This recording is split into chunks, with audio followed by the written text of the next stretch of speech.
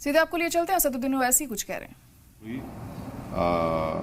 और वो लोग वो मुझे ये बताए कि एम्बेसडर सोहेल एजाज खान साहब मुझे अभी बात किए, मैं उनसे बात किया, वो बताए कि वो ख़ुद मदीने में है और पूरा कोऑर्डिनेट कर रहे मिनिस्टर अजहरुद्दीन साहब के साथ, और हमारे एमएलए माजिद हुसैन भी वहाँ पर हैं उनके साथ, और वो सऊदी अथॉरिटीज़ से वो पूरा कोऑर्डिनेट करके कोऑपरेशन करके, और भी यहाँ के जो विक्टिम के फैमिलीज़ है वो अब दोपहर में पहुँचने वाले हैं मदीने को, तो पूरा जल्द से जल्द जो भी उसकी फॉर्मेलिटीज़ मुकम्मल करना है और फिर उनकी तदफीन अमल में लाना है, उसके ऊपर वो वहाँ पर है एम्बेसडर साहब। और उन्होंने कहा कि गवर्नमेंट ऑफ इंडिया से भी, पीएमओ से, फॉरेन सेक्रेटरी भी उनसे टच में है।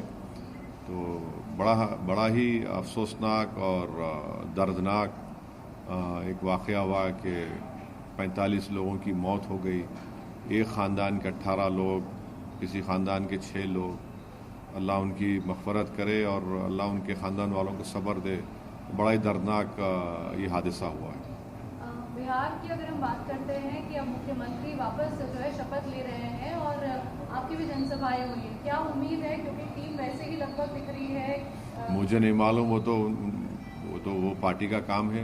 लेकिन अब आप एक्टिव हो रहे हैं बिहार की पॉलिटिक्स में भी, तो फिर जाहिर तौर पर नहीं, अब देखिए, गवर्नमेंट बनाना है, गवर्नमेंट बनाएंगे वो लोग, तो गवर्नमेंट को उनके पास मेजॉरिटी है, तब वो कैसे बनाएंगे, क्या बनाएंगे, वो उनका फैसला है, मैं क्या उस पर बोलूँगा। उस पर आपका रोल कैसे रहने वाला है? नहीं, हम लोग तो मेहनत करेंगे। हम लोग तो सीमांचल की जनता ने, अल्लाह सुब्हानहू व तआला ने हमको उनके ज़रिए से बड़ी इज़्ज़तों से नवाजा, बड़ी कामयाबी हमारी हुई। हम अपनी पार्टी को मजबूत करेंगे और यकीनन एक बहुत बड़ी जिम्मेदारी हमारे स्टेट प्रेसिडेंट अख्तर अली मान पर भी आती है कि वो इस सबको साथ लेकर, और पूरे एमएलएज़ की भी एक बहुत बड़ी जिम्मेदारी है कि हम लोग जो वादा किए उसको पूरा करने की पूरी कोशिश करें और सीमांचल से नाइंसाफ़ी को रोकें और पार्टी को मजबूत करें और जो कमज़ोरियां दूर करें, जो गलतियां हमसे माजी में हुई या इलेक्शन में हुई उसको भी हम ना रिपीट करें।